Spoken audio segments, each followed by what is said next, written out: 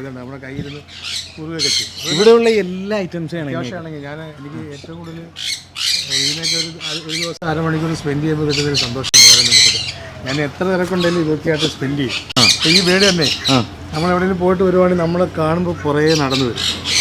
പിന്നെ അത്രയ്ക്കാണ് ഇപ്പോൾ ഈ വീട്. ഇപ്പോൾ അതാണ് സ്നേഹം കാണിക്കുന്നത് ഇതുണ്ടല്ലേ. ഒരു ഇത് നമ്മൾ കേട്ടിട്ടുണ്ട്, നമ്മൾ ഇണക്കി വളർത്തുന്ന ബേഡ്സ് നമ്മൾ കുറച്ച് ദിവസം എവിടെയെങ്കിലൊക്കെ പോയി തിരക്കായി പോയി കഴിഞ്ഞാൽ അതിനിങ്ങനെ തലോടാതിരുന്നാൽ അതിന്റെ തൂവൽ പൊഴിക്കുന്നു. അത് പ്ലഗിങ് ഉണ്ടാവും, അത് ഡിപ്രഷൻ വരും. കാരണം ചില ബേഡ്സിനൊക്കെ അതിന് ആ ഫുഡ് കൊടുക്കുന്ന അതിൻ്റെ യജമാനെ കാണാതിരിക്കുമ്പോൾ ഓൾമോസ്റ്റ് സ്ട്രെസ് ഉണ്ടാവും.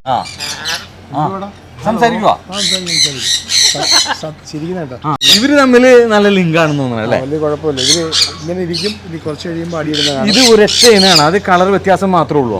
ആക്ച്വലി ബ്ലൂ ആൻഡ് ഗോൾഡ് രണ്ടും മക്കാവോസ് ആണ്. മക്കാവോസ് ഒരുപാട് വെറൈറ്റീസ് ഉണ്ട്.